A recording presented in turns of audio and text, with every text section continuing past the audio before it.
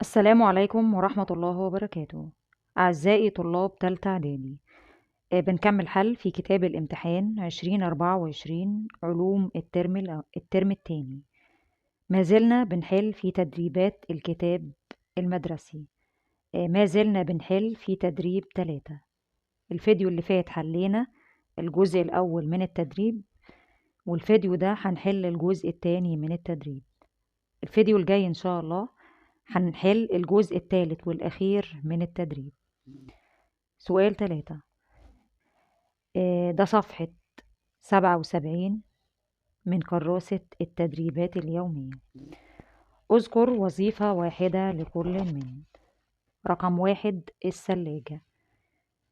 بنكتب ده السؤال الثالث. الثلاجة وظيفتها حفظ الأطعمة من التلف. 2 الريوستات المنزلق اللي هي المقاومة المتغيرة. بنكتب أهميتها: التحكم في شدة التيار المار في الدائرة الكهربية، وبالتالي التحكم في فرق الجهد بين أجزائها المختلفة. 3 العناصر المشعة في مجال الطب. في الدرس عندي استخدامات الطاقة النووية في مجال الطب، فبنكتب استخدام الطاقة النووية إيه في مجال الطب. تشخيص وعلاج بعض الأمراض كالسرطان. 4 جهاز الفولتميتر بنكتب وظيفته: يستخدم في قياس فرق الجهد والقوة الدافعة الكهربية. فرق الجهد في الدائرة الكهربية المغلقة، والقوة الدافعة الكهربية في الدائرة الكهربية المفتوحة. السؤال 5 أو رقم 5، هرمون الأدرينالين في جسم الإنسان. بنكتب أهميته: هرمون الأدرينالين يحفز أعضاء الجسم المختلفة للاستجابة السريعة في حالات الطوارئ، مثل الخوف والغضب والانفعال. بعد كده السؤال الرابع، اكتب المصطلح العلمي.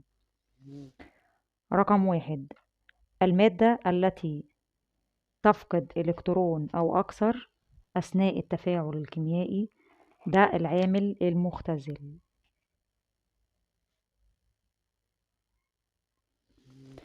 2 عملية كسر الروابط الموجودة في جزيئات المتفاعلات وتكوين روابط بين جزيئات النواتج، ده التفاعل الكيميائي. 3 تفاعل الحمض مع القلوي لتكوين ملح وماء، ده تفاعل التعادل. تفاعل التعادل، حمض بيتفاعل مع قلوي بينتج ملح زائد ماء. تفاعل يتم فيه إحلال فلز محل فلز آخر في محاليل أحد أملاحه، تفاعل الإحلال البسيط. تفاعل الإحلال البسيط، التغير في تركيز المواد المتفاعلة والمواد الناتجة في وحدة الزمن، سرعة التفاعل الكيميائي. مادة تزيد من سرعة التفاعل الكيميائي دون أن تشترك فيه العامل الحفاز. تتناسب شدة التيار الكهربي المار في موصل ما تناسبا طرديا مع فرق الجهد بين طرفيه عند ثبوت درجة الحرارة، ده نص قانون أوم. قانون أوم. 8 جهاز يستخدم لقياس القوة الدافعة الكهربية، جهاز الفولتميتر. الفولتميتر، الممانعة التي يلقاها التيار الكهربي أثناء مروره في موصل، دي المقاومة الكهربية. وحدة قياس الإشعاع الممتص السفرت. 11 التحول التلقائي لأنوية ذرات بعض العناصر المشعة الموجودة في الطبيعة لمحاولة الوصول إلى تركيب أكثر استقراراً، ظاهرة النشاط الإشعاعي. 12. تدفق الشحنات الكهربية خلال موصل معدني التيار الكهربي. تنتقل عن طريقها العوامل الوراثية من الآباء للأبناء الأمشاج. 14. إذا اختلف فردان نقيان في زوج من الصفات الوراثية المتضادة فإنهما ينتجان بعد تزاوجهما جيلا به صفة أحد الفردين فقط وهي السائدة، ثم تورث الصفتان معا في الجيل الثاني بنسبة 3:1. ده نص القانون الأول لمندل. القانون الأول لمندل اللي هو اسمه قانون انعزال العوامل، بين قوسين قانون انعزال العوامل. 15. أعضاء تفرز الهرمونات وتصبها في مجرى الدم مباشرة، الغدد الصماء.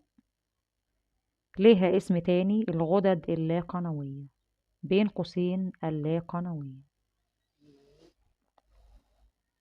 السؤال الخامس: وضح بالمعادلات الكيميائية الموزونة أثر الحرارة على رقم 1 أكسيد الزئبق الأحمر. معادلة 1: أكسيد الزئبق الأحمر HGO لما بنسخنه هينحل بالحرارة إلى الزئبق Hg زائد غاز الأكسجين O2 هيتصاعد من التفاعل.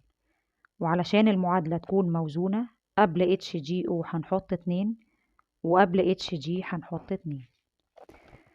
رقم 2: نترات الصوديوم. أثر الحرارة على نترات الصوديوم.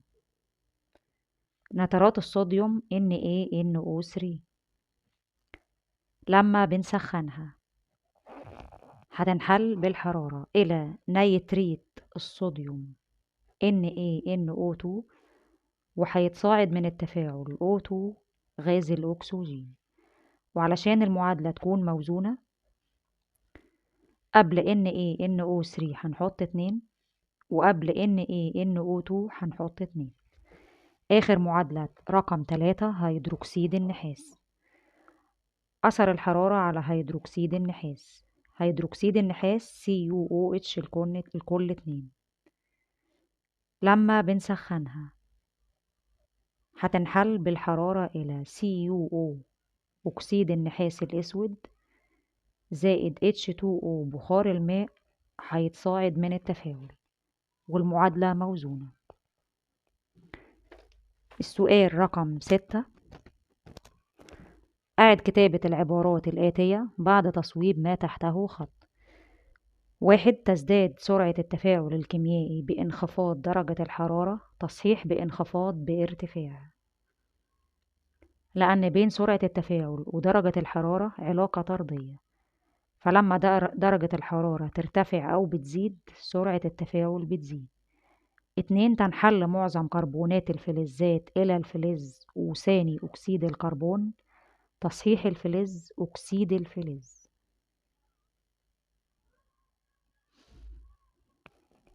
3. تتناسب شدة التيار الكهربي المار في موصل تناسبا عكسيا مع فرق الجهد بين طرفيه عند ثبوت درجة الحرارة، تصحيح عكسيا طرديا. بين فرق الجهد وشدة التيار تناسب طردي. 4. مقاومة الموصل الذي يسري فيه تيار كهربي شدته 1 أمبير عندما يكون فرق الجهد بين طرفيه تكون 10 أوم. ده احنا كده بنعرف الأوم. الأوم هو مقاومة موصل، فده تعريف الأوم يعني 1 أوم. 1 أوم مش 10 أوم. تصحيح 10 1. 5. وده القانون الثاني لمندل، بيقول: إذا تزاوج فردان مختلفان في زوجين أو أكثر من الصفات المتضادة، القانون بيقول فإن صفة كل منهما تورث مستقلة. تورث مستقلة مش معا. إذا تصحيح معا مستقل. ده في الجيل الأول، وتظهر في الجيل الثاني بنسبة 3:1. 6. الصفات المكتسبة تنتقل من جيل لآخر. تصحيح المكتسبة الوراثية. الصفات الوراثية هي اللي بتنتقل من جيل إلى آخر، أما الصفات المكتسبة غير قابلة للانتقال من جيل إلى آخر. 7. هرمون الأنسولين مسؤول عن ظهور الصفات الجنسية الثانوية الذكرية في جسم الإنسان. اللي مسؤول عن مظاهر البلوغ في الذكر هرمون الذكورة، وهرمون الذكورة هو التستوستيرون. إذا تصحيح الأنسولين التستوستيرون. 8. الغدة الدرقية تفرز هرمونا ينظم نمو الأعضاء التناسلية للإنسان، دي الغدة النخامية. تصحيح الدرقية النخامية. يدخل عنصر الحديد في تركيب هرمون السيروكسين. تصحيح الحديد اليود. عنصر اليود هو اللي بيدخل في تركيب هرمون السيروكسين. سؤال 7. قارن بين المركبات الأيونية والمركبات التساهمية من حيث سرعة التفاعل. المركبات الأيونية تفاعلاتها سريعة، أما المركبات التساهمية تفاعلاتها بطيئة. الأيونية سريعة والتساهمية بطيئة. سؤال 8. ماذا يحدث عند رقم 1 تسخين نترات الصوديوم؟ هيحدث ايه؟ تنحل نترات الصوديوم بالحرارة إلى نيتريت الصوديوم ويتصاعد غاز الأكسجين. وبنكتب المعادلة نترات الصوديوم NaNO3. لما بنسخنها هتنحل إلى نيتريت الصوديوم NaNO2 زائد O2 غاز الأكسجين بيتصاعد من التفاعل. وعلشان تكون المعادلة موزونة قبل NaNO3 هنحط 2، وقبل NaNO2 هنحط 2. 2. وضع قطعة صغيرة جدا من الصوديوم في الماء. هيحدث ايه لما نضع قطعة من الصوديوم في الماء؟ يتفاعل الصوديوم مع الماء مكونا هيدروكسيد صوديوم ويتصاعد غاز الأكسجين الهيدروجين، ويكون التفاعل مصحوب بانطلاق حرارة. وبنكتب المعادلة الصوديوم Na هيتفاعل مع الماء H2O، هينتج هيدروكسيد الصوديوم NaOH زائد غاز الهيدروجين H2 ناتج من التفاعل زائد هيت يعني حرارة، لأن ده تفاعل طارد للحرارة. رقم 3. وضع قطعة من المغنيسيوم في محلول كبريتات النحاس. هيحدث ايه؟ المغنيسيوم أنشط كيميائيا من النحاس، بالتالي المغنيسيوم هيحل محل النحاس في محلول ملحه. يحل المغنيسيوم محل النحاس في محلول كبريتات النحاس مكونا كبريتات المغنيسيوم عديم اللون ويترسب النحاس الأحمر. وبنكتب معادلة التفاعل المغنيسيوم Mg هيتفاعل مع كبريتات النحاس CuSO4. Mg هيحل محل Cu فهيتكون MgSO4 كبريتات المغنيسيوم زائد Cu النحاس الأحمر بيترسب. 4. نقص إفراز هرمون النمو في مرحلة الطفولة. هيحدث إيه؟ يتوقف نمو الشخص فيصبح الشخص قزما. 5. نقص إفراز هرمون السيروكسين. هيحدث إيه؟ الإصابة بمرض الجويتر البسيط. 6. تسخين هيدروكسيد النحاس الأزرق. لما نسخن هيدروكسيد النحاس الأزرق هيحدث إيه؟ طبعا هينحل بالحرارة. ينحل هيدروكسيد النحاس بالحرارة إلى أكسيد النحاس الأسود ويتصاعد بخار ماء. وبنكتب المعادلة هيدروكسيد النحاس CuOH الكل 2 سهمه عليه مثلث يعني حرارة، هتنحل بالحرارة إلى CuO أكسيد النحاس الأسود وهيتصاعد H2O بخار ماء. آخر سؤال في الفيديو رقم 9. علل لما يأتي. 1. يحل الصوديوم محل هيدروجين الأحماض المخففة. ليه الصوديوم بيحل محل هيدروجين الحمض؟ لأن الصوديوم يسبق الهيدروجين في متسلسلة النشاط الكيميائي، يعني الصوديوم أكثر نشاط من الهيدروجين حيث إنه أكثر منه نشاطا فيحل محله. 2. تفاعل حمض الهيدروكلوريك مع برادة الحديد أسرع من تفاعله مع قطعة من الحديد مساوية لها في الكتلة مع نفس كمية الحمض. الإجابة: لأن مساحة السطح المعرض للتفاعل في حالة برادة الحديد أكبر مما في حالة قطعة الحديد، وسرعة التفاعل الكيميائي تزداد بزيادة مساحة السطح المعرض للتفاعل. في حالة برادة الحديد مساحة الحديد المعرضة للتفاعل أكبر، بالتالي سرعة التفاعل أكبر. 3. كلما زاد تركيز المتفاعلات زاد معدل التفاعل الكيميائي، لأن بزيادة تركيز المتفاعلات يزداد عدد الجزيئات المتفاعلة، ولما عدد الجزيئات المتفاعلة بتزيد احتمال التصادم بينها بيزيد، وبالتالي يزداد عدد التصادمات المحتملة بينها. وطبعا لما عدد التصادمات المحتملة بين الجزيئات بتزيد سرعة التفاعل بتزيد. 4. التعرض للإشعاع له تأثيرات وراثية. بنكتب التأثيرات الوراثية للإشعاعات النووية، لأنه يحدث تغيرات في تركيب الكروموسومات الجنسية للآباء، ويكون نتيجتها ولادة أطفال غير عاديين بين قوسين، يعني مصابين بتشوهات خلقية. رقم 5. يستخدم الريوستات في بعض الدوائر الكهربية.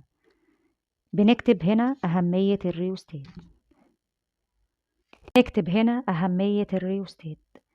للتحكم في شدة التيار المار في الدوائر الكهربية، وبالتالي التحكم في فرق الجهد بين أجزائها المختلفة.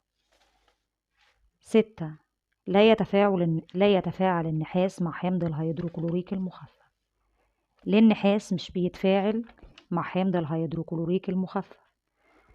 لأن النحاس يلي الهيدروجين في متسلسلة النشاط الكيميائي، يعني النحاس أقل نشاط من الهيدروجين حيث أنه أقل منه نشاطا، ومعنى أن النحاس أقل نشاط من الهيدروجين فمش هيستطيع أن هو يحل محله، فلا يحل محله طبعا محل هيدروجين الحمض، فلا يحل محله في الحمض المخفف، بالتالي لا يحدث تفاعل.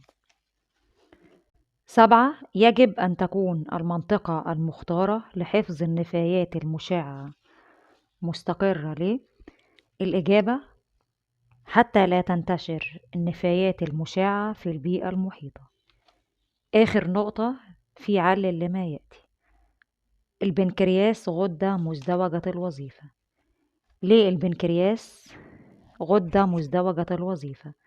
لأنه يفرز هرموني الإنسولين والجلوكاجون، لأن غدة البنكرياس بتفرز هرمونين، وكل هرمون وظيفته عكس التاني.